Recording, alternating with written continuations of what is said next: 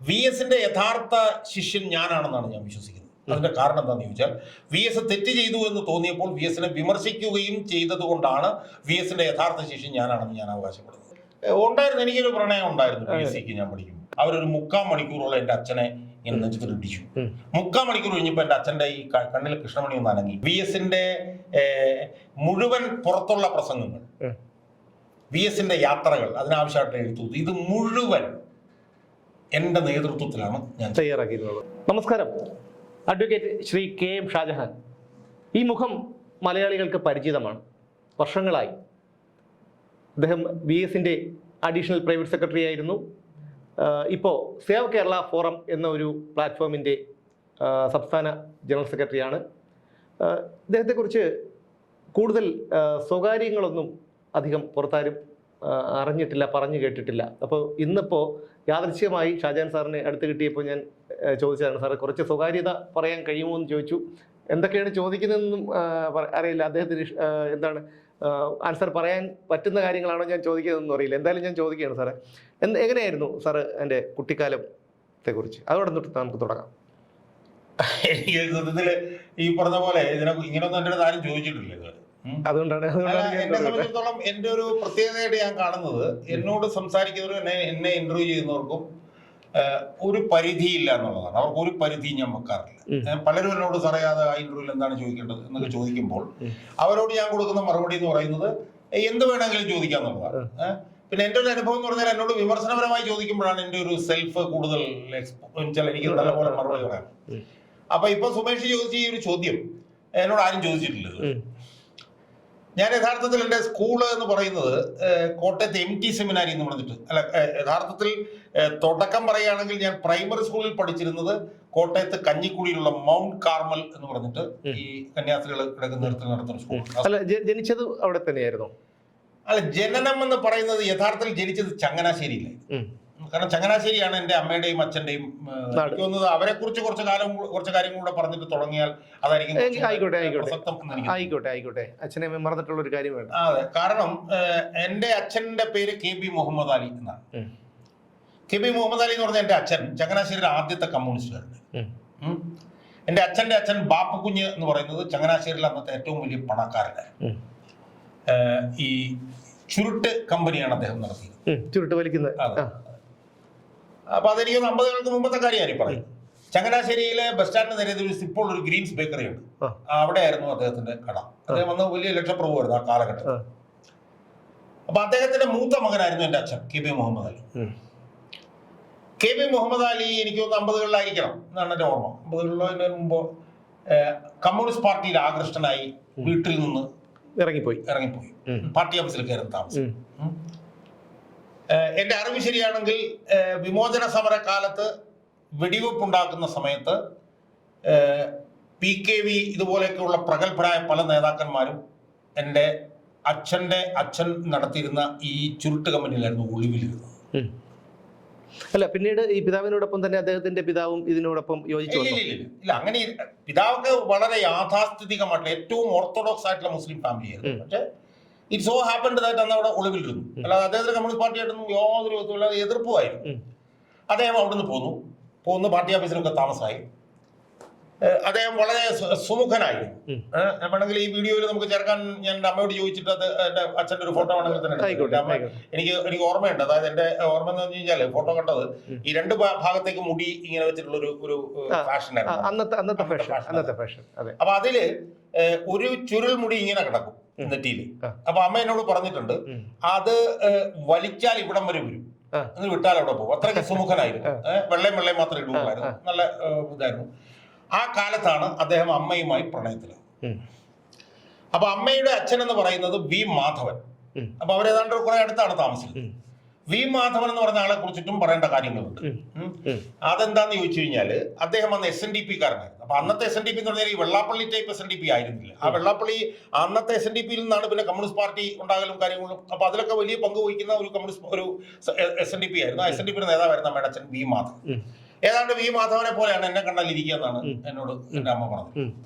ഈ V മാധവൻ എന്ന് പറഞ്ഞ ആള് 1924 മഹാത്മാഗാന്ധി ചങ്ങനാശ്ശേരി പ്രദേശത്ത് വന്നപ്പോൾ മഹാത്മാഗാന്ധിയുടെ പ്രസംഗം തർജിമ ചെയ്തത് എൻ്റെ അമ്മയുടെ അച്ഛൻ പി മാധവനായിരുന്നു. അദ്ദേഹം അപ്പോൾ ഹിന്ദിയിലൊക്കെ പ്രാവീണ്യമുള്ള ആളായിരുന്നു. അല്ല, ഇംഗ്ലീഷിലാണല്ലോ മഹാത്മാ. ഇംഗ്ലീഷിൽ. ഓക്കെ. അപ്പൊ മഹാത്മാഗാന്ധി വന്ന് പ്രസംഗിച്ചു, അത് അദ്ദേഹം ട്രാൻസ്ലേറ്റ് ചെയ്തു.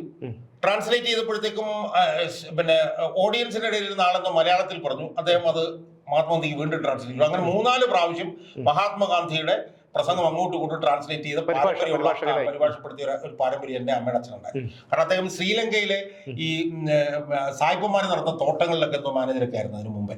ശരി. അപ്പൊ അച്ഛന്റെ വീടും അമ്മയുടെ വീടും തമ്മിൽ പിന്നെ കുറച്ച് പിന്നെ മീറ്ററുകളുടെ വ്യത്യാസമാണ് ഉണ്ടായിരുന്നത്. അമ്മയാണെങ്കിൽ അമ്മ പഠനത്തിൽ അതിപ്രഗത്ഭയും 1ാം ക്ലാസ് ഫസ്റ്റ് റാങ്ക് ഒക്കെയാണ്. അവർ ചങ്ങനാശ്ശേരി അസംഷൻ കോളേജിൽ നിന്നാണ് MSc കഴിഞ്ഞത്, BSc കഴിഞ്ഞത്. അത് അന്നത്തെ കാലത്ത് യൂണിവേഴ്സിറ്റി കോളേജിലാണ് അവര് MSc പഠിച്ചത്. അവർക്കന്ന് ഫസ്റ്റ് റാങ്ക് കിട്ടിയെന്നാണ് എൻ്റെ ഓർമ്മ. അമ്മയുടെ പേര് എൽ തങ്കമ്മ എന്നാണ് അമ്മയുടെ പേര്. അപ്പം ഞാൻ വയറ്റിൽ കിടക്കുമ്പോഴാണ് അമ്മ പിന്നെ MSc പഠിക്കുന്നത്. ഏറ്റവും രസകരമായ സംഭവം എന്ന് പറഞ്ഞാൽ അമ്മയുടെ അന്നത്തെ ബോട്ടണി റെക്കോർഡ്സ് ഉണ്ട്, ഈ പടം വരയ്ക്കുന്ന. അത് പതിറ്റാണ്ടുകൾ യൂണിവേഴ്സിറ്റി കോളേജിൽ വെച്ചിട്ട് പിള്ളേരെ ക്യൂ നിർത്തി അത് കാണിക്കുമായിരുന്നു അവർ. ആ റെക്കോർഡ് എൻ്റെ വീട്ടിലുണ്ട്. അത് വേണമെങ്കിൽ ഞാൻ അതും വേണമെങ്കിൽ കൊണ്ടുവന്നിട്ട് നമുക്ക് ഈ വീഡിയോയിൽ നമുക്കത് ഉപയോഗിക്കാവുന്ന. അപ്പൊ അമ്മ അന്ന് ഗോൾഡ് മെഡലിസ്റ്റ് ഒക്കെ ആയിരുന്നു. അങ്ങനെ അച്ഛനും അമ്മയും തമ്മിൽ പ്രണയത്തിലായി. അമ്മ എന്നിട്ട് ആദ്യം എന്തോ PWDയുടെ കുറച്ച് കാലം ക്ലർക്കായിട്ടിരുന്ന എന്തൊരു സമയത്താണ് വിവാഹം നടക്കുന്നത്. ഈ വിവാഹം നടക്കുന്നത് സുരേഷ് കുറുപ്പിന്റെ അച്ഛൻ ജനാർദ്ദന കുറുപ്പിന്റെ വീട്ടിൽ വെച്ചിട്ടാണ് രജിസ്റ്റർ മാരേജ്. മനസ്സിലായോ? അമ്മയുടെ വീട്ടുകാരും സഹകരിച്ചിട്ടില്ല. അമ്മയുടെ വീട്ടുകാർക്ക് അത്ര എതിർപ്പുണ്ടായിരുന്നില്ല, പക്ഷെ അച്ഛന്റെ വീട്ടുകാർ വലിയ എതിർപ്പായിരുന്നു. അപ്പൊ അന്ന് എനിക്ക് ഓർമ്മയുണ്ട്, എനിക്ക് അമ്മ പറഞ്ഞിട്ടുള്ളതെന്ന് വെച്ചാൽ അച്ഛനും അമ്മയും കൂടെ റോഡിൽ കൂടെ നടന്നു പോകുമ്പോഴത്തേക്ക് 2 ഭാഗത്തും ആളുകൾ എഴുന്നേറ്റ് നോക്കുമായിരുന്നു. അപ്പൊ അച്ഛനെ സംബന്ധിച്ച് പറയുകയാണെങ്കിൽ അച്ഛൻ അന്ന് കമ്മ്യൂണിസ്റ്റ് പാർട്ടി പോയി. PK വാസുദേവൻ ആദ്യം തിരുവല്ല ലോക്സഭാ മണ്ഡലമായിരുന്നു. അവിടുന്ന് PK വാസുദേവൻ മത്സരിക്കുമ്പോൾ PK Vasudevan chief election agent ആയിരുന്നു എൻ്റെ അച്ഛൻ. PK വാസുദേവൻ അന്ന് 24ാമത്തെ വയസ്സിൽ പിന്നെ തിരുവല്ല ലോക്സഭാ മണ്ഡലത്തിൽ മത്സരിക്കുമ്പോൾ ചീഫ് ഇലക്ഷൻ ഏജന്റ്. അപ്പൊ അന്ന് ഞാൻ പറഞ്ഞു കേൾക്കുന്നുണ്ട്, അന്ന് ഏതൊരു തെരഞ്ഞെടുപ്പ് കാലത്ത് എൻ്റെ അച്ഛന് കാർ ഉണ്ടായിരുന്നു അന്നത്തെ കാലത്ത്. പക്ഷെ ഇലക്ഷൻ കഴിഞ്ഞപ്പോൾ കാർ കാണാനില്ല. സംഭവിച്ചതെന്ന് വെച്ച് കഴിഞ്ഞാൽ ഇലക്ഷൻ ചിലവിന് വേണ്ടി വിറ്റു. അത് കഴിഞ്ഞിട്ടാണ് അറിയുന്നത്. മനസ്സിലായോ? അതാണ് അച്ഛൻ്റെ ചരിത്രം, പാരമ്പര്യം. പിന്നെ അച്ഛനെ കുറിച്ച് പറയുകയാണെങ്കിൽ ഞങ്ങൾ അത്തച്ചി എന്നാണ് വിളിച്ചുകൊണ്ടിരുന്നത്. അത്തച്ചി. മരിക്കുന്നിടം വരെ ഞാൻ ഏതാണ്ട് ഒരു 99% ഞാൻ എൻ്റെ അച്ഛനോട് രാഷ്ട്രീയം മാത്രമേ പറഞ്ഞുള്ളൂ. എത്ര വയസ്സിലാണ് അദ്ദേഹം മരിക്കുന്നത്? അദ്ദേഹം 70 വയസ്സിലാണെന്നാണ് എനിക്ക് തോന്നുന്നത്. അദ്ദേഹത്തിന്റെ മരണവും ഈ പറഞ്ഞ പോലെ വളരെ ആകസ്മികമായിരുന്നു. അതെങ്ങനെയാന്ന് ചോദിച്ചു കഴിഞ്ഞാൽ അദ്ദേഹത്തിന് അതിന് കുറച്ചു കാലം മുമ്പ് ഒരു ഹാർട്ട് അറ്റാക്ക് വന്നു. അപ്പൊ ഹാർട്ട് അറ്റാക്ക് വന്നപ്പോഴത്തേക്ക് അമ്മയാണ് പൊക്കി ആശുപത്രി കൊണ്ടുപോയി. അവിടെ കാഷ്വാലിറ്റിയിൽ ചെന്നു. ആ ചെന്ന സമയത്ത് പിന്നെ അടുത്ത് താമസിക്കുന്ന ആള് എന്നെ ഞാനന്ന് പ്ലാനിംഗ് ബോർഡിൽ വൈസ് ചെയർമാൻ്റെ സ്പെഷ്യൽ വൈസ് സെക്രട്ടറി ജോലി ചെയ്യുന്നത്. അപ്പം വന്ന് എന്നോട് അച്ഛന് സീരിയസ് ആണെന്നും പറഞ്ഞിട്ട് എന്നെ ആശുപത്രിയിൽ കൊണ്ടുപോകുമ്പോഴത്തേക്കും എൻ്റെ ഭാര്യയോട് അച്ഛൻ മരിച്ചു എന്ന് പറയുന്നത് എനിക്ക് കേൾക്കാം.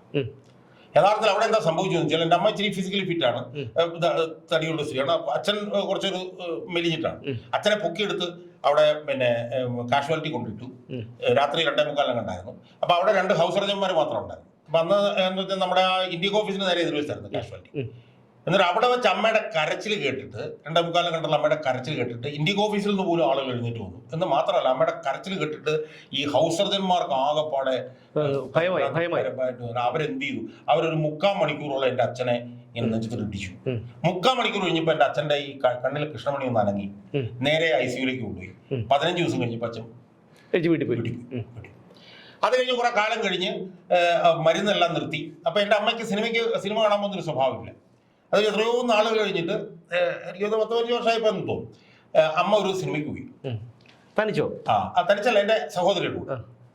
സിനിമ കണ്ടുകൊണ്ടിരുന്ന സമയത്ത് എൻ്റെ ഫാദർ വീട്ടിൽ ഒറ്റയ്ക്കായിരുന്നു. അദ്ദേഹം ഒരു ബിരിയാണി മേടിച്ചു കൊടുത്തിട്ട് ആ സമയത്ത് ഫാദർ ഹാർട്ട് അറ്റാക്ക് ഒന്നും ആരംഭിച്ചു. ആരുമില്ലാത്ത സമയത്ത് അത് കഴിഞ്ഞിട്ട് പിന്നെ ഇത്ര ഈ കണ്ണി കണ്ട കാലം അമ്മ പിന്നെ സിനിമയ്ക്ക് പോയിട്ടില്ല. അപ്പൊ അതാണ് എൻ്റെ അച്ഛൻ്റെ രാഷ്ട്രീയ പാരമ്പര്യം. അമ്മയുടെ രാഷ്ട്രീയ പാരമ്പര്യം എന്ന് വെച്ചാൽ അമ്മയുടെ ചേട്ടൻ CG സദാശിവൻ 957 നിയമസഭാംഗമായിരുന്നു അരൂരിൽ. 957 എന്ന് പറഞ്ഞാൽ ഇന്ത്യയിലെ ലോകത്തിലെ ആദ്യത്തെ കമ്മ്യൂണിസ്റ്റ് മന്ത്രിസഭ. ആ മന്ത്രിസഭയിലെ ആ നിയമസഭയിൽ അംഗമായിരുന്നു അദ്ദേഹം. വയലാർ പുന്നപ്ര സമരത്തിലൊക്കെ അദ്ദേഹം പങ്കെടുത്തിട്ടുണ്ട്. ഈ വയലാർ പുന്നപ്ര ചുടുകാടില്ല, അവിടെയാണ് എൻ്റെ അമ്മയുടെ ചേട്ടനെ അടക്കിയിരിക്കുന്നത്. ആ ഒരു രാഷ്ട്രീയ പാരമ്പര്യത്തിലാണ് എൻ്റെ അമ്മ വളരുന്നത്. മനസ്സിലായോ?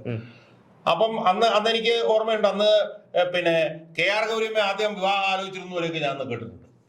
അപ്പൊ അതാണ് അമ്മയുടെ രാഷ്ട്രീയ പാരമ്പര്യം. അച്ഛന്റെ രാഷ്ട്രീയ പാരമ്പര്യം ഇതാണ്. അമ്മയാണെങ്കിൽ പിന്നീട് റബ്ബർ ബോർഡിൽ സയന്റിസ്റ്റ് ആയിട്ട് ചേർന്നു. 28 വർഷമായി റിട്ടയർ ചെയ്തു. ഇപ്പോഴും അവർ റബ്ബർ ബോർഡുമായി ബന്ധപ്പെട്ടിട്ടുള്ള സമരത്തിലാണ്. ഒരു പുതിയ ടാപ്പിംഗ് രീതി കണ്ടുപിടിച്ചിട്ടുണ്ട്.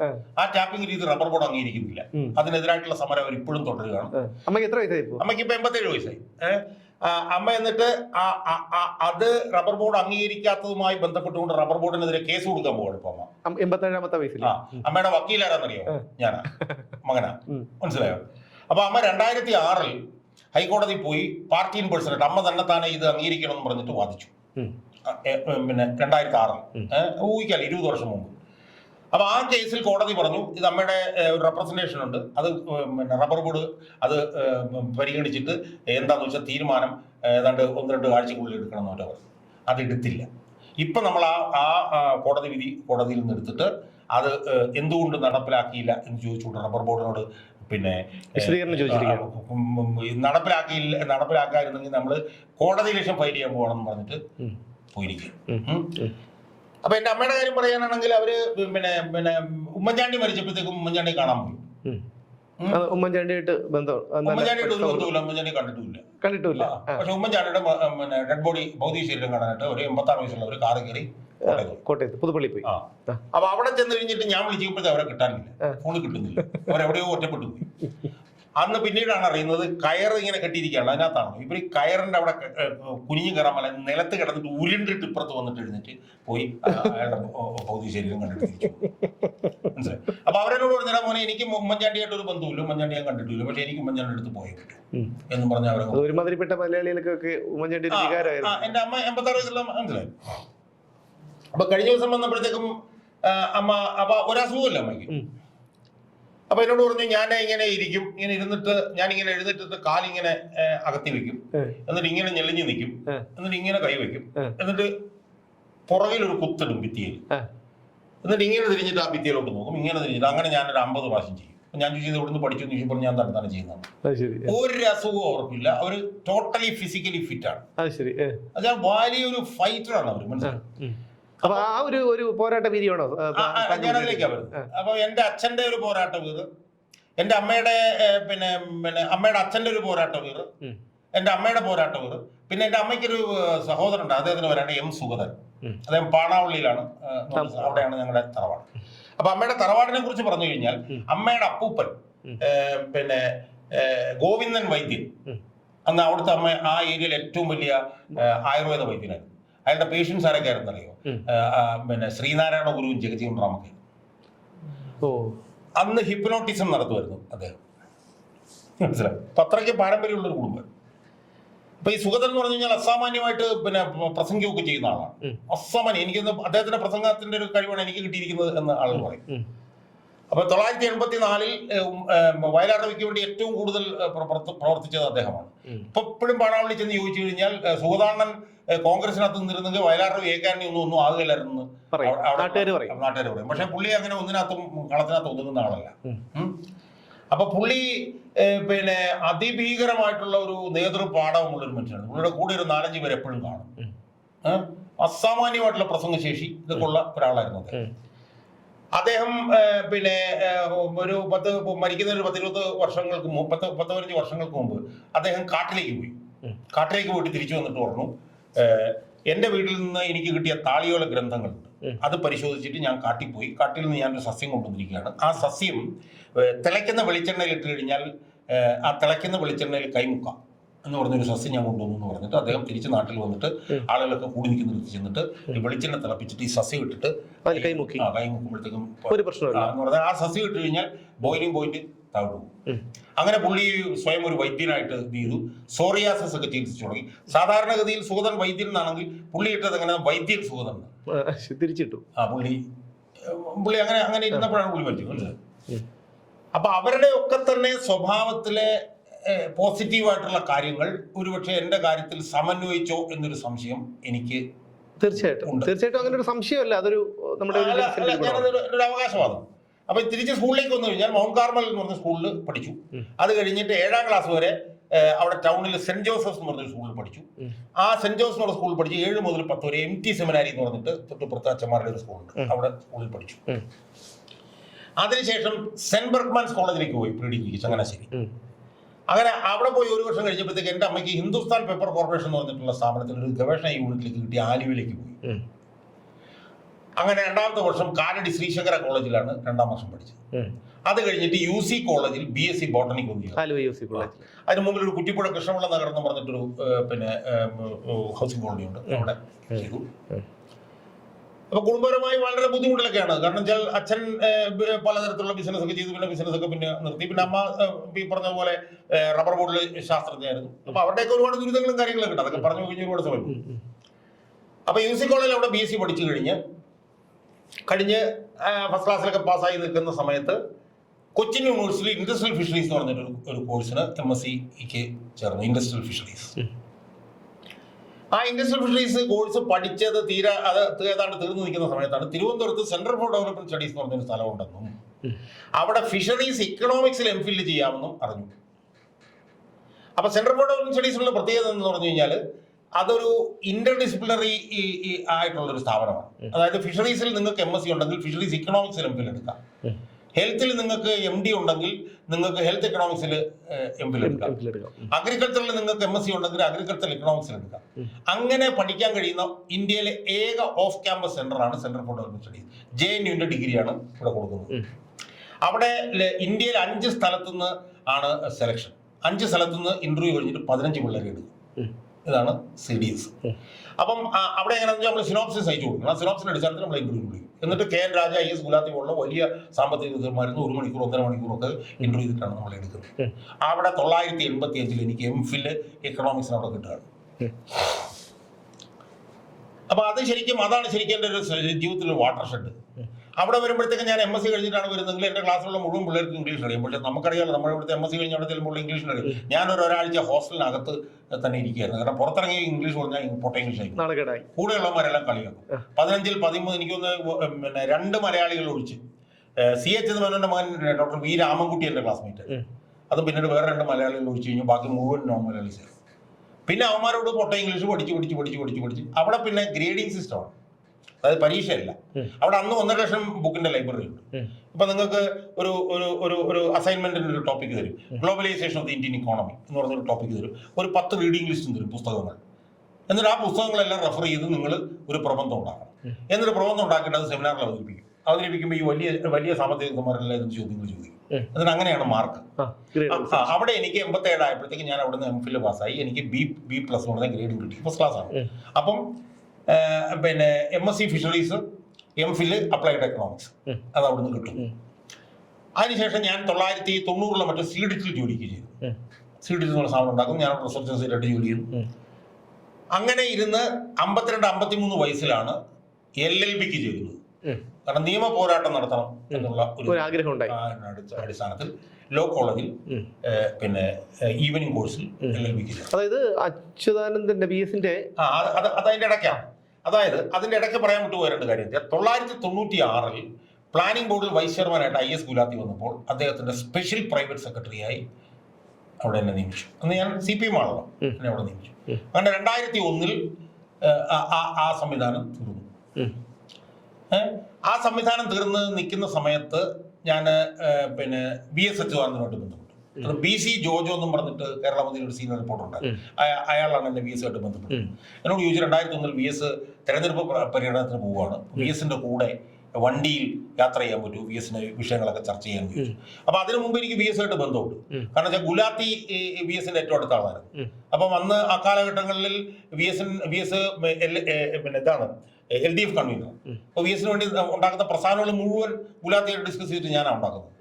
എന്നിട്ട് BS ഒന്ന് ഉദാരശിരോമണി റോഡിലാണ്, അവിടെ കൊണ്ട് വായിച്ചേപ്പിക്കും, BS അത് പ്രസിദ്ധിക്കും. അങ്ങനെ BS ആയിട്ട് എനിക്ക് നല്ല ബന്ധവും. അങ്ങനെ 2001-ൽ BSന്റെ കൂടെ പ്രചരണ വാഹനത്തിൽ ഞാൻ കയറുകയാണ്. കാസർഗോഡ് തിരുവനന്തപുരം മുതൽ കാസർഗോഡ് വരെ BSനോട് കാറിൽ യാത്ര ചെയ്യും. അപ്പോൾ BS എന്ന മുഖ്യമന്ത്രി സ്ഥാനാർത്ഥിയാണ്. എന്നിട്ട് എന്നിട്ട് യാത്ര ചെയ്യുമ്പോഴത്തേക്കും അതിൻ്റെ ഇടയ്ക്ക് വെച്ചിട്ട് പ്രസംഗം 11 മണിയൊക്കെ ആകുമ്പോഴത്തേക്ക് ഞങ്ങൾ യാത്ര 11 മണിയാകുമ്പോഴത്തേക്കും. അപ്പോൾ അന്ന് ഈ 30 ദിവസവും ദേശാമാനിൽ BSന് കോളമുണ്ട്, എല്ലാ ദിവസവും കോളം. അപ്പൊ അന്ന് ഈ സോഷ്യൽ മീഡിയ ഒന്നും ഇല്ല, ഫാക്സുകളൊന്നും അറിയാം. ഒരു 11 മണിയാകുമ്പോൾ VS ചോദിക്കും ഷാജാൻ എന്താണ്. അപ്പൊ അതിന് മുമ്പ് വേറൊരു പ്ലാനിംഗ് ബോർഡിൽ നടന്നപ്പോൾ വേറൊരു സംഭവം എന്ന് വെച്ചാൽ, പ്ലാനിംഗ് ബോർഡിൽ ഇരിക്കുമ്പോൾ IS ഗുലാത്തിക്ക് ദേശാമാനിൽ വികസന പാത എന്ന് പറഞ്ഞൊരു കോളമുണ്ട് എല്ലാ വ്യാഴാഴ്ചയും. അപ്പൊ ഗുലാത്തി മലയാളം അറിയില്ല. അപ്പൊ ഗുലാത്തി ഒരു വെള്ളിയാഴ്ചയൊക്കെ ആകുമ്പോഴത്തേക്കോ അല്ലെങ്കിൽ തിങ്കളാഴ്ചയൊക്കെ ആകുമ്പോൾ Shajan what are we going to write for the next column.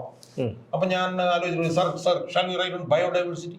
Okay ഉടനെ ഞാൻ പ്ലാനിംഗ് ബോർഡ് ലൈബ്രറിയിൽ പോയിട്ട് ബയോഡൈവേഴ്സിറ്റി സംബന്ധിച്ച് ഇംഗ്ലീഷിൽ ഒരു 4-5 പാരഗ്രാഫ് റെഫർ ചെയ്തുകൊണ്ടാകും. എന്നിട്ട് അയാളെ കൊണ്ടൊന്ന് വായിച്ച് കേൾപ്പിക്കും, എന്നിട്ട് അത് തർജ്ജമ ചെയ്യും, മലയാളത്തിലാക്കും. അങ്ങനെ 5 വർഷക്കാലം ഈ വികസന പാത എന്ന് പറഞ്ഞിട്ടുള്ള ഈ പിന്നെ പങ്ക്തി ഈ പ്രോസസ്സിൽ കൂടെ ചെയ്തു.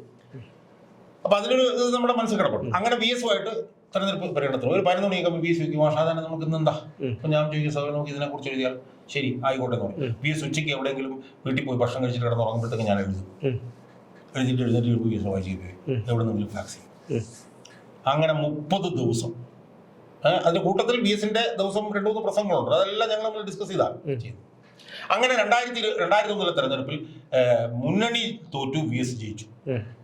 അപ്പൊ ഞാനന്ന് CDT ജോലി ചെയ്യാണ്, സയന്റിസ്റ്റാണ്. അപ്പൊ VS ജയിച്ചു കഴിഞ്ഞിട്ട് VS ജയിച്ചു, മുന്നണി തോറ്റു കഴിഞ്ഞപ്പോഴത്തേക്ക് VS ആണ് പ്രതിപക്ഷ നേതാവെന്ന് തോന്നുന്നു. VS എന്നെ AK-സെന്ററിലേക്ക് വിളിച്ചു. ഷാജാൻ CDTയിലേക്ക് തിരിച്ചു പോവല്ലേ എന്ന് ചോദിച്ചു. ഞാൻ പറഞ്ഞല്ല. VSന്റെ മുന്നിലൊക്കെ അങ്ങനെ പറയാനുള്ള ധൈര്യങ്ങൾ അവരോട് ഞാൻ എന്താണ് അങ്ങനെ. ഞാൻ പറഞ്ഞു എനിക്ക് സാറിന്റെ സ്റ്റാഫിന് ജോലി ചെയ്താൽ കൊള്ളാം. ഓ അത് ശരി, ഞാൻ നോക്കട്ടെ. എനിക്ക് 3 ദിവസം കഴിഞ്ഞപ്പോഴത്തേക്ക് അഡീഷണൽ പ്രൈവറ്റ് സെക്രട്ടറി ആയിട്ട് നിയമനം തന്നു. അങ്ങനെയാണ് ഞാൻ VSന്റെ കൂടെ ചേരുന്നത്. VSന്റെ കൂടെ ചേർന്നത് സംബന്ധിച്ച് ഒറ്റ വാക്കിൽ ഞാൻ പറഞ്ഞ് അവസാനിപ്പിച്ചാൽ ഒരു 10,200ഓളം പത്രപ്രസ്താവന VSന്റെ. നേരിനൊപ്പം എന്ന് പറഞ്ഞ് VSന്റെ എല്ലാ വ്യാഴാഴ്ചയുമുള്ള ദേശാമാനിലെ കോളം, VSന്റെ നിയമസഭാ പ്രസംഗങ്ങൾ, VSന്റെ മുഴുവൻ പുറത്തുള്ള പ്രസംഗങ്ങൾ, VSന്റെ യാത്രകൾ, അതിനാവശ്യമായിട്ട് എഴുത്തു, ഇത് മുഴുവൻ എൻ്റെ നേതൃത്വത്തിലാണ് ഞാൻ തയ്യാറാക്കിയിരുന്നത്. എൻ്റെ നേതൃത്വത്തിൽ ഞാൻ പറയുമ്പോൾ എനിക്ക് അതിനകത്ത് അഭിമാനകരമായ കാര്യം എന്താണെന്ന് ചോദിച്ചാൽ, എനിക്കതെല്ലാം വേണം ഒറ്റയ്ക്ക് ചെയ്യാമായിരുന്നു. പക്ഷെ ഞാനങ്ങനെ ചെയ്തില്ല. ഞാനതൊരു ഗ്രൂപ്പ് ഉണ്ടാക്കി, ഒരു സംഘം. ആ സംഘത്തിൽപ്പെട്ട ആളാണ് ജോസഫ് സി മാത്യു. ഇന്നാണ് ജോസഫ് സി മാത്യു വലിയ ബുദ്ധിജീവിയും വലിയ ചർച്ചക്കാരനൊക്കെ ആയത്. ജോസഫ് സി മാത്യുവിനെ കണ്ടുപിടിച്ച് അതിനകത്തേക്ക് കൊണ്ടുവരുന്നത് ഞാനാണ്. അതുപോലെ തന്നെ K സുരേഷ് കുമാർ, അതുപോലെ അതുപോലെ തന്നെ G ശക്തിധരൻ. അതായത് ഇതിനൊരു ഡിവിഷൻ ഓഫ് ലേബർ ഉണ്ടായിരുന്നു. ജോസഫ് സി മാത്യു ആണ് IT specialist, Suresh Kumar online ലോട്ടറിയുമായി ബന്ധപ്പെട്ട്, G ശക്തിധരൻ രാഷ്ട്രീയം, P വേണുഗോപാൽ എന്ന് പറഞ്ഞ ആളും പിന്നെ E കുഞ്ഞികൃഷ്ണൻ എന്ന് പറഞ്ഞ ഒരു പരിസ്ഥിതി പ്രവർത്തനം, പരിസ്ഥിതി, സാമ്പത്തികം KN ഹരിലാൽ, അതായത് KN ബാലഗോപാലിന്റെ ചേട്ടൻ. ഇങ്ങനൊരു ടീമിനെ ഞാൻ ഉണ്ടാക്കി. ആ ടീമുമായിട്ട് ആലോചിച്ചിട്ടാണ് ആ 5 വർഷത്തെ കാര്യങ്ങളും ചെയ്തത്. അങ്ങനെയാണ് അച്യുതാനന്ദൻ മുഖ്യമന്ത്രിയാവുന്നത്. അവസാനം 2006 ചേർന്ന് മുഖ്യമന്ത്രിയായി കഴിഞ്ഞപ്പോഴത്തേക്ക് എന്നെ പാർട്ടിയിൽ നിന്ന് പുറത്താക്കി. എന്താ പുറത്താക്കാനുള്ള കാരണം? പുറത്താക്കാനുള്ള കാരണം എന്ന് വെച്ച് കഴിഞ്ഞാൽ അതിന്റെ ഇടയിൽ നടന്ന മലപ്പുറം സംസ്ഥാന സമ്മേളനത്തിൽ ഞാൻ വാർത്ത ചോർത്തി എന്ന് പറഞ്ഞുകൊണ്ട് ഉള്ള ചാർജ് ഷീറ്റ് എനിക്കത് കൊണ്ടുവന്നു. അന്വേഷണ കമ്മീഷനെ വെച്ചു. കാരണം വെച്ചാൽ ഞാൻ VSന് വേണ്ടിയിട്ടാണല്ലോ പ്രവർത്തിച്ചത്. VS അല്ലല്ലോ പാർട്ടി, എന്ന് പിണറായി ആണല്ലോ പാർട്ടി. എന്ന് മാത്രമല്ല ഞാൻ VS അച്യുതാനന്ദനായിട്ട് പ്രവർത്തിച്ചതിന്റെ ഭാഗമായിട്ടാണല്ലോ 2006 VS പിന്നെ മുഖ്യമന്ത്രിയാകുന്നതുമായി ബന്ധപ്പെട്ട് നടന്ന കാര്യങ്ങൾ, അത് വേറൊരു വീഡിയോയിൽ നമുക്ക് പറയാം, ആ സംഭവ വികാസങ്ങൾ. അപ്പൊ അതിനൊക്കെ ചുക്കാൻ പിടിച്ചത് ഞാനാണെന്നുള്ളത് കൊണ്ട് എന്നെ പുറത്താക്കുന്നുള്ള എനിക്ക് നേരത്തെ തന്നെ അറിയായിരുന്നു. അങ്ങനെ 2006 എന്നെ പുറത്താക്കി. ഞാൻ സീഡിലേക്ക് വീണ്ടും തിരിച്ചു പോയി. പക്ഷെ ഞാൻ സമരം അവസാനിപ്പിച്ചില്ല, സമരം ചെയ്തുകൊണ്ടേയിരുന്നു. അല്ല, അതിനുശേഷം VSന് എന്താണ് ഈ അവസാനമായി കണ്ടതിപ്പോ? അല്ല, VSന് യഥാർത്ഥത്തിൽ VS മുഖ്യമന്ത്രിയായി കഴിഞ്ഞപ്പോൾ മുതൽ തന്നെ VSനിൽ നിന്ന് അകന്നു തുടങ്ങിയിരുന്നു. എന്തായിരിക്കും കാരണം? കാരണം VSന് പാർട്ടിയിൽ നിന്ന് പുറത്താക്കിയ കുറച്ച് സമയത്തൊക്കെ VSന് എന്നെ ഓർത്ത് സമ്മർദ്ദങ്ങൾ ഉണ്ടായിരുന്നു, എന്നെ ഓർത്ത് ടെൻഷൻ കാര്യങ്ങളൊക്കെ ഉണ്ടായിരുന്നു. പക്ഷേ പിന്നീട് എനിക്കറിയില്ല, അതായത് VSനെ VS ആക്കിയത് ഞാനാണെന്നൊക്കെ പറഞ്ഞ് ഭയങ്കര എഴുത്തുകുത്തുകളും കാര്യങ്ങളൊക്കെ വന്നു. അതൊരു പക്ഷേ അദ്ദേഹത്തിന് ഇൻസൾട്ട് ആയി തോന്നി. അതായത് അന്ന് മറ്റേ ഗോപികൃഷ്ണൻ ഉണ്ടല്ലോ, മാതൃഭൂമിയിലെ കാർട്ടൂണിസ്റ്റ്, അയാളുടെ ഒരു കാർട്ടൂൺ ഒന്ന് വന്നിരുന്നു, താജ്മഹൽ പണിതു ഇനി ഷാജഹാൻ പോകാം, എന്നെ പുറത്താക്കിയപ്പോൾ. അതിന് ഏറ്റവും വലിയ തമാശ പറഞ്ഞാൽ ഞാൻ അന്നും ഇന്നും ഈ ഗോപികൃഷ്ണനെ നേരിട്ട് കണ്ടിട്ടില്ല, ഇതുവരെ കണ്ടിട്ടില്ല, ഇന്നും കണ്ടിട്ടില്ല. പക്ഷെ അന്ന് ആ കാർട്ടൂൺ അങ്ങനെ വന്നു. പിന്നെ അന്ന് പലതിനകത്തും റൈറ്റിംഗ്സ് ഒക്കെ വന്നു. കിച്ചൺ ക്യാബിനറ്റ് ഉണ്ടായിരുന്നു VSന്, അതിന്റെ പ്രധാനപ്പെട്ട ആള് ഷാജഹാനായിരുന്നു, അത് ഇതെന്നൊക്കെ പറഞ്ഞത്. ഒരു പക്ഷേ VSനെ അത് ബാധിച്ചിട്ടുണ്ടാവാം എന്ന് എനിക്ക് തോന്നുന്നു. 1. 2, മുഖ്യമന്ത്രി ആയി കഴിഞ്ഞപ്പോൾ VSനെ എന്നിൽ നിന്ന് അകറ്റാൻ വേണ്ടിയിട്ടുള്ള ശ്രമങ്ങൾ VSന്റെ കുടുംബത്തിൽ നിന്ന് തന്നെ ഉണ്ടായിരുന്നു. കാരണം മുഖ്യമന്ത്രി ആയി കഴിഞ്ഞപ്പോഴത്തേക്ക് പിന്നെ നമ്മളൊരു അനവസരത്തിലുള്ള ഒരു ഘടകമായി മാറി. പിന്നെ VS മുഖ്യമന്ത്രി അത് വേറൊരു ലെവലിലേക്കാണല്ലോ പോകുന്നത്. അങ്ങനെ VS ഞാനുമായിട്ടുള്ള ബന്ധം കുറഞ്ഞു. പക്ഷേ മുഖ്യമന്ത്രി ആയ സമയത്ത് ആദ്യ സമയത്തൊക്കെ ഞാൻ ചെല്ലുകയും ശക്തമായിട്ടുള്ള ഇടപെടലുകളൊക്കെ നടത്തുകയും ചെയ്തിട്ടുണ്ടോ, ഞാനിപ്പം തൽക്കാലം ഞാൻ വെളിപ്പെടുത്തുന്നില്ല. പക്ഷെ താരതമ്യേന VS ഞാൻ അവഗണിക്കപ്പെടുന്നു എന്നുള്ളൊരു നിലയിലേക്ക് മാറി. അപ്പോഴും പബ്ലിക് ഇഷ്യൂസ് വരുമ്പോഴത്തേക്കും VSന്റെ സ്റ്റാഫിലുള്ളവരുമായി ബന്ധപ്പെട്ടുകൊണ്ട് ഞാൻ VSന്റെ ശ്രദ്ധയിൽപ്പെടുത്തുമായിരുന്നു. അവസാനം 2010 ആയപ്പോഴത്തേക്കും VS എടുത്ത ചില നടപടികളിൽ എനിക്ക് വലിയ അസ്വസ്ഥത വന്നു. ആ അസ്വസ്ഥത വന്നതിനെ തുടർന്ന് ഞാൻ പരസ്യമായി VSനെതിരെ സംസാരിച്ചു. 2010 എൻ്റെ ഓർമ്മ. യഥാർത്ഥത്തിൽ എനിക്ക് തോന്നുന്നു 2007-2008 ശേഷം ഞാൻ ഇതുവരെ VSനെ നേരിട്ട് കണ്ടിട്ടില്ല. അതായത് 10-16 വർഷത്തോളം കണ്ടിട്ടില്ലേ. പക്ഷേ VSുമായി ബന്ധപ്പെട്ടുകൊണ്ട് എൻ്റെ ഒരു നിലപാട് എന്താണെന്ന് ചോദിച്ചാൽ, VSുമായി ബന്ധപ്പെട്ട് പ്രവർത്തിച്ചവരിൽ ഞാൻ ഒഴികെ വേറെ ആരും VSനെ വിമർശിച്ചിട്ടില്ല. പക്ഷേ VS വിമർശന വിധേയമായിട്ടുള്ള പല കാര്യങ്ങളും ചെയ്തിട്ടുണ്ട്. ആ ചെയ്ത സമയത്തൊക്കെ ഞാൻ VSനെ വിമർശിച്ചിട്ടുണ്ട്. പക്ഷേ VSന്റെ ഒപ്പം നിന്ന ആരും പിന്നീട് VSനെ വിമർശിച്ചിട്ടില്ല. VSനൊപ്പം നിന്ന ഒരാൾ VSന്റെ ആത്മഹത്യ എഴുതിയപ്പോൾ എന്നെ വിമർശിക്കുകയും ചെയ്തു. എനിക്കതിനകത്ത് വിരോധമല്ല, അത് ഞാൻ വിമർശന വിധേയനാണ്. പക്ഷേ VSന്റെ യഥാർത്ഥ ശിഷ്യൻ ഞാനാണെന്നാണ് ഞാൻ വിശ്വസിക്കുന്നത്. അതിന്റെ കാരണം എന്താണെന്ന് ചോദിച്ചാൽ, VS തെറ്റ് ചെയ്തു എന്ന് തോന്നിയപ്പോൾ VSനെ വിമർശിക്കുകയും ചെയ്തത് കൊണ്ടാണ് VSന്റെ യഥാർത്ഥ ശിഷ്യൻ ഞാനാണെന്ന് ഞാൻ അവകാശപ്പെടുന്നത്. മറ്റുള്ളവരൊക്കെ VSന്റെ തെറ്റ് കാണുമ്പോൾ ഉണ്ടായിരുന്നിട്ട് VSനെ പ്രോത്സാഹിപ്പിച്ചിട്ടുണ്ട്. പുറഞ്ചൊറിയാൻ ഞാൻ പുറഞ്ചൊറിയല്ല ചെയ്തത്. VS ഭരണപരിഷ്കാര കമ്മീഷനായപ്പോൾ ഞാൻ VSനെ എതിർത്തു. VS അത് ചെയ്യാൻ പാടില്ലായിരുന്നു ഞാൻ പറഞ്ഞു. VSന്റെ മകന്റെ അഴിമതി വന്നപ്പോൾ VS കണ്ണടച്ചു, ഞാൻ അതിനെ എതിർത്തു. പക്ഷെ അതൊക്കെ ചെയ്തുവെങ്കിലും VSന്റെ ഏറ്റവും വലിയ അഭ്യുദയകാംക്ഷിയും VSന്റെ പിന്തുടർച്ചാവകാശിയായിട്ട് ഏറ്റവും നമ്പർ 1 ആയിട്ട് ഞാൻ എന്നെയാണ് കാണുന്നത് എന്നാണ് എനിക്ക് അഭിമാനത്തോടുകൂടി പറയാനുള്ളത്. വേറെ ആരും VSനെ വിമർശിക്കാൻ തിരിഞ്ഞിട്ടില്ല. അത് ശരിക്കും ഒട്ടും ഓർഗാനിക് ആയിട്ടുള്ള ഒരു കാര്യമല്ല. ഇപ്പൊ ഞാൻ ഒരാളെ ആയിട്ട് സമീപിക്കുമ്പോഴത്തേക്ക് അയാളുടെ തെറ്റുകൾ വരുമ്പോൾ ഉണ്ടായിരുന്നിട്ട് അയാളെ പൊക്കി പറഞ്ഞു എന്ന് പറഞ്ഞതിന്റെ അകത്ത് കാര്യമില്ല. അപ്പൊ അതുകൊണ്ട് VSനെ സംബന്ധിച്ചിടത്തോളം VSന്റെ ഒരു ലെഗസി ശരിക്കും ഏറ്റവും കൂടുതൽ അവകാശപ്പെടാവുന്ന ആൾ ഞാനാണെന്ന് ഞാൻ വിശ്വസിക്കുന്നു. എന്നെ സംബന്ധിച്ചിടത്തോളം ഇപ്പോൾ VSന്റെ കൂടെ ജോലി ചെയ്തപ്പോൾ അന്നുണ്ടായിരുന്ന ഒരു സ്പിരിറ്റ്, അതാണ് അടിസ്ഥാനപരമായി എന്നെ മുന്നോട്ട് കൊണ്ടുപോകുന്നത്. പക്ഷെ എൻ്റെ കുടുംബത്തിന്റെ പാരമ്പര്യം, അവരുടെ അനുഭവങ്ങൾ, അവരുടെ ഒരു സ്പിരിറ്റ്, അവരുടെ ഒരു പെർസിവിയറൻസ് എന്ന് പറഞ്ഞു കഴിഞ്ഞാൽ ഒരു വിഷയത്തിൽ ഇടപെട്ട് കഴിഞ്ഞാൽ ആ വിഷയത്തിൽ ഇടിച്ച് നിൽക്കുക എന്നുള്ളത്. ഇപ്പൊ ഉദാഹരണത്തിന് ADGP ശ്രീജിത്ത് എന്ന് പറഞ്ഞ ആൾക്കെതിരായിട്ട് ഞാനൊരു കേസ് മൂവാറ്റുപുഴ കോടതിയിൽ വാദിക്കുന്നുണ്ട്. ആൾക്കെതിരായിട്ട് അതിന് 32 തവണയാണ് ഞാൻ മൂവാറ്റുപുഴയിൽ കോടതിയിൽ പോയത്. എന്ന് പറഞ്ഞാൽ എൻ്റെ ഭാര്യ കൊണ്ടുവന്ന് റെയിൽവേ സ്റ്റേഷനിൽ വിടും. റെയിൽവേ സ്റ്റേഷനിൽ നിന്ന് ഞാൻ ട്രെയിൻ കയറി കോട്ടയത്തെത്തും. കോട്ടയത്ത് നിന്ന് ഞാൻ ബസ് കയറി മൂവാറ്റുപുഴയിലെത്തും. മൂവാറ്റുപുഴ ചെന്ന് ഗൗണൊക്കെ ഇട്ട് കോടതി ചെല്ലുമ്പോൾ അഡ്ജുണ്ട് നോക്കി ഉടനെ അടുത്ത ബസ്സിന് ഞാൻ പോയി. അങ്ങനെ 30-35 തവണയോളം പോയി. ആ കേസ് എനിക്ക് അനുകൂലമാകാനുള്ള സാധ്യതയിലേക്കാണ് ഇക്കാര്യങ്ങൾ തോന്നിക്കുന്നത്. ഇപ്പോഴും ഞാൻ എൻ്റെ വക്കീൽ പ്രൊഫഷൻ എന്നുള്ള നിലയിൽ ഇരകൾക്ക് വേണ്ടിയിട്ട് ആണ് ഞാൻ വാദിക്കുന്ന കേസുകളിൽ ബഹുഭൂരിപക്ഷവും. എനിക്കല്ലാതെ ഒക്കെ തന്നെ കേസ് വാദിച്ച് കേരളത്തിൽ എനിക്ക് എണ്ണപ്പെട്ട വക്കീലൊക്കെ ആവാനുള്ള കഴിവുള്ള ആളാണ് ഞാൻ എന്നാണ് വിശ്വസിക്കുന്നത്. പക്ഷെ എങ്കിലും എനിക്ക് വക്കീൽ പ്രൊഫഷൻ എന്ന് പറയുന്നതും ഒരു സമരായുധമായിട്ടാണ് ഞാൻ കാണുന്നത്. അപ്പൊ ആത്യന്തികമായി എനിക്ക് പറയാനുള്ള ഒരു കാര്യം എന്ന് പറഞ്ഞു കഴിഞ്ഞാൽ, ഞാൻ ഈ CPM-നകത്തേക്ക് ഈ തടിക്കഷ്ണം ഒഴുകി വന്ന പോലെ വന്ന ആളല്ല. ഇപ്പൊ എന്റെ ഡിഗ്രി നിങ്ങൾ നോക്കിയാൽ എനിക്ക് സയൻസിലും, എനിക്ക് ഇക്കണോമിക്സിലും, ലോയിലും എനിക്ക് മാസ്റ്റേഴ്സ് ഡിഗ്രി ഉണ്ട്. അതിലെല്ലാത്തിലും ഫസ്റ്റ് ക്ലാസ് ആണ്.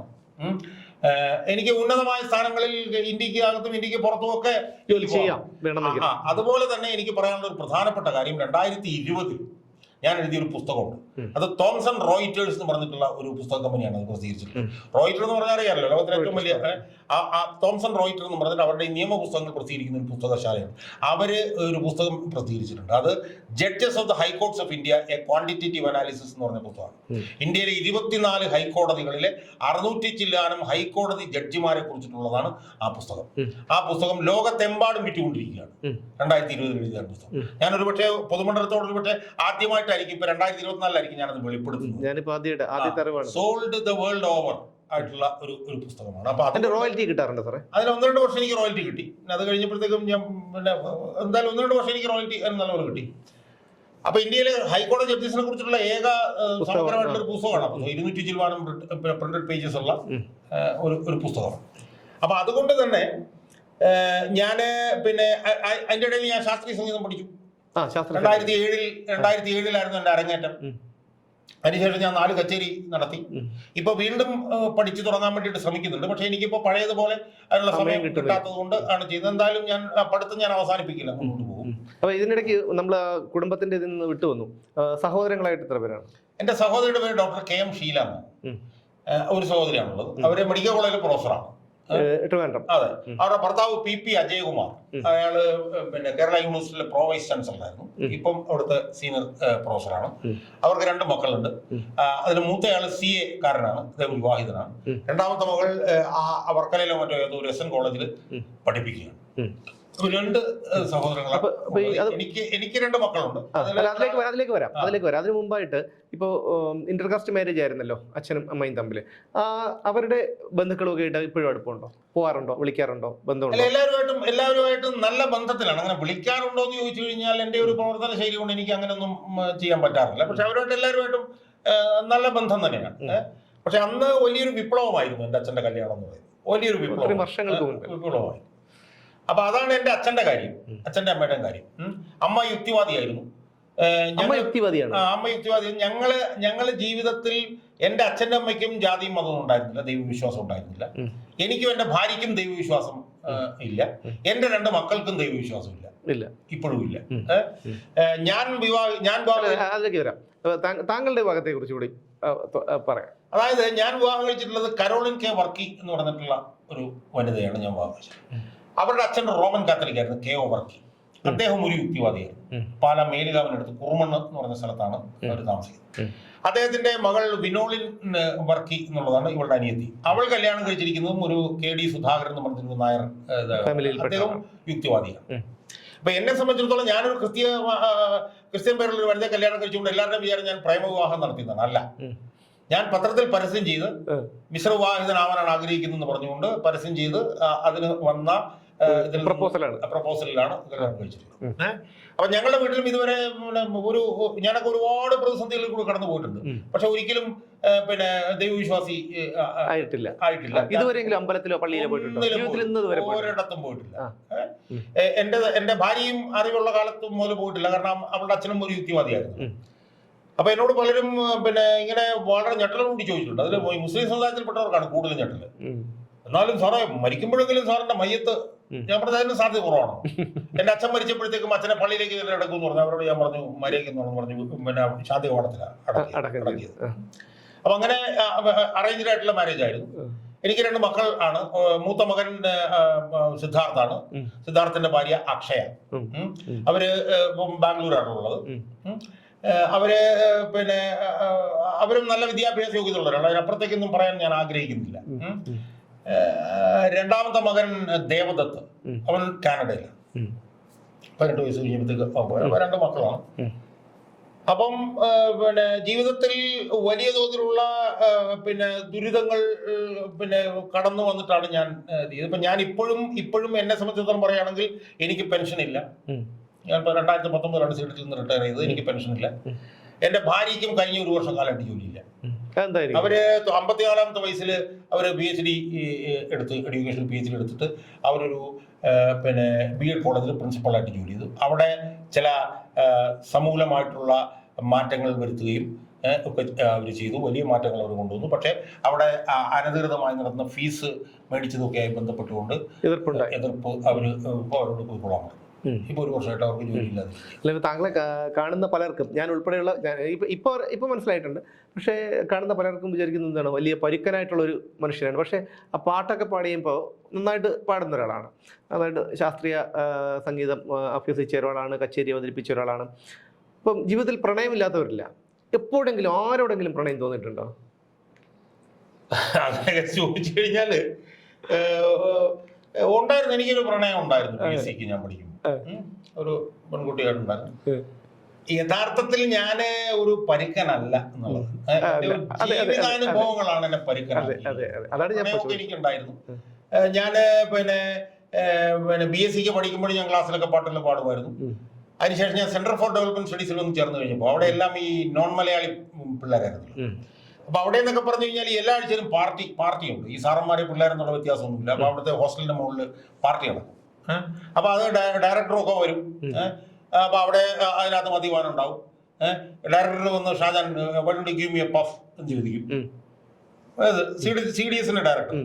അപ്പൊ അവിടുത്തെ ഒരു പ്രധാന പാട്ടുകാരനായിരുന്നു ഞാൻ. 1.5 മണിക്കൂർ 2 മണിക്കൂർ ആണ് ആ പാർട്ടി ഉണ്ടാവുക. അതിൽ പ്രധാനമായും മലയാളം പാട്ടാണ് പാടുന്നത്. ആ പാട്ടുകളെല്ലാം ഞാനാ പാടിക്കൊണ്ടിരുന്നത്. അന്ന് 85-87 കാലഘട്ടം. മുഴുവൻ നോൺ മലയാളീസ് ആണല്ലോ. അപ്പൊ അതിനകത്ത് ഇപ്പൊ പാടിയിരുന്ന ഒരു പ്രധാനപ്പെട്ട പാട്ട് സാഗരങ്ങൾ എന്നുള്ള പാട്ടുണ്ട്, അതുപോലെ തന്നെ നഗക്ഷതങ്ങളിൽ ആരെയും ഭാവഗായകനാക്കുന്നുള്ള പാട്ട് മുതലുള്ള പാട്ടുകൾ പാടി പാടി പാടി അതിന്റെ പീക്കിലെത്തുന്ന പാട്ടെന്ന് പറഞ്ഞാൽ അപ്പോഴും പറഞ്ഞില്ലേ പോരണ്ട പോരണ്ട എന്നുള്ള പാട്ടിലാണ് അവസാനിക്കുന്നത്, മനസ്സിലായി. അപ്പൊ അന്ന് അവിടുത്തെ നോൺ മലയാളി പിള്ളേർ വരെ സാഗരങ്ങൾ എന്നുള്ള പാട്ടൊക്കെ പാടിക്കൊണ്ട് നടക്കുമായിരുന്നു. അപ്പൊ അത്രയും കൂടുതൽ മനസ്സിലായി. അപ്പൊ അന്ന് മുതലേ പാട്ടിന്റെ ഒരു സാധനം നമ്മുടെ മനസ്സിലുണ്ടായി. പക്ഷെ പലപ്പോഴും ഈ പറഞ്ഞ പോലെ റോഡിലൂടെ ഒക്കെ പോകുമ്പോഴത്തേക്കും ഈ ശാസ്ത്രീയ സംഗീതം കേൾക്കുമ്പോൾ ഒരിക്കലും നമുക്കത് പിന്നെ പഠിക്കാൻ പറ്റില്ല എന്നുള്ളൊരു തോന്നലാണ് ഉണ്ടായിരുന്നത്. പക്ഷെ അതിനെ മറികടന്നുകൊണ്ട് പഠിക്കാനും പിന്നെ അരങ്ങേറാനും 2-3 ഫുൾ ഫ്ലെഡ്ജ് കച്ചേരികൾ ജീവിതത്തിൽ നടത്താനും കഴിഞ്ഞു. അതൊക്കെ തന്നെ ജീവിതത്തിന്റെ ഒരു ഒരു ഒരു വളരെ ഒരു സോഫ്റ്റ് ആയിട്ടുള്ള ഒരു വശമാണ് അത് കാണിക്കുന്നത്. പക്ഷെ നമ്മൾ ഈ പറഞ്ഞതുപോലെ ഈ രാഷ്ട്രീയ സമരങ്ങളിലൂടെയൊക്കെ ഏറ്റുമുട്ടിയാണ് നമ്മൾ ഇങ്ങനെ പരുക്കനാണെന്നുള്ളൊരു തോന്നല് ആളുകൾക്കുള്ളത്. എന്തായാലും ഇപ്പൊ എന്നെ സംബന്ധിച്ച് പറയുകയാണെങ്കിൽ എനിക്ക് ഞാൻ CPM-ലായിരുന്ന സമയത്ത് എനിക്കൊന്നൊരു 500-600 ലേഖനങ്ങൾ എഴുതിയിട്ടുണ്ട് ചിന്ത വാരികയിലൊക്കെ, മനസ്സിലായി. അപ്പം ഇംഗ്ലീഷിൽ മലയാളത്തിൽ പ്രസംഗിക്കാം, മലയാളത്തിൽ എഴുതാം, പാടാം, ഇംഗ്ലീഷിൽ പ്രസംഗിക്കാൻ വേണമെങ്കിൽ ഇംഗ്ലീഷിൽ എഴുതാം, മനസ്സിലായി. അപ്പൊ അങ്ങനെ ഒരുപാട് കാര്യങ്ങൾ നമുക്ക് ഡെവലപ്പ് ചെയ്തിട്ടുണ്ട്. പക്ഷെ അതിന്റെയൊക്കെ അടിസ്ഥാന കാരണം എന്ന് പറയുന്നത് നമ്മളൊരു ഇവോൾവ് ചെയ്യുന്ന ഒരു ക്യാരക്ടറാണ്. അപ്പൊ ഇവോൾവ് ചെയ്തപ്പോഴത്തേക്കും എൻ്റെ അമ്മ, എൻ്റെ അച്ഛൻ, എൻ്റെ അമ്മയുടെ ബന്ധുക്കൾ, എൻ്റെ അച്ഛൻ്റെ ബന്ധുക്കൾ, അവരിൽ നിന്ന് സ്വാംശീകരിച്ചത്. പിന്നെ എനിക്ക് ജീവിതത്തിൽ കിട്ടിയ ഏറ്റവും വലിയൊരു നേട്ടം എന്ന് പറയുന്നത് എനിക്ക് ജോലി ചെയ്യാൻ കഴിഞ്ഞിട്ടുള്ള ചില ആളുകളാണ്. ഒന്ന് സെന്റർ ഫോർ ഡെവലപ്മെന്റ് സ്റ്റഡീസ് എന്ന് പറഞ്ഞ സ്ഥലം, അവിടെ ഞാൻ പറഞ്ഞല്ലോ നമുക്ക് വലിയ ഭാഗ്യത്തിനാണ് വോളണ്ടിയർ സെലക്ഷൻ. അന്ന് യഥാർത്ഥത്തിൽ 10-15 വർഷക്കാലം അന്ന് തോമസ് ഐസക്കിന്റെ ഏറ്റവും പ്രധാന ശിഷ്യനായിരുന്നു ഞാൻ. തോമസ് ഐസക് അവിടെ പഠിപ്പിച്ചുകൊണ്ടിരിക്കുകയാണ്. പിന്നീട് തോമസ് ഐസക് രാഷ്ട്രീയത്തിലേക്ക് കയറി അവസരവാദ രാഷ്ട്രീയം വന്നപ്പോഴത്തേക്കാണ് തോമസ് ഐസക് എടുപ്പിച്ചത്. പക്ഷെ തോമസ് ഐസക് അവിടെ പഠിക്കുന്ന കാലത്ത് തോമസ് ഐസക്കിന്റെ ഏറ്റവും പ്രധാനപ്പെട്ട ശിഷ്യനായിരുന്നു ഞാൻ. രണ്ടാമത്തെ ശിഷ്യൻ പിന്നെ KN ഹരിലാലായിരുന്നു, നമ്മുടെ ബാലഗോപാൽ. പിന്നെ പ്യാരലാൽ രാഘവൻ എന്ന് പറഞ്ഞ ടൈംസ് ഓഫ് ഇന്ത്യയിൽ നിന്ന് എഡിറ്ററൊക്കെ ആയിട്ട് ഞങ്ങൾ 3 പേരും വരും. ഞങ്ങൾ 3 പേരും പിന്നെ അവസാനം ഐസക് ആയിട്ട് പിരിക്കുകയത്.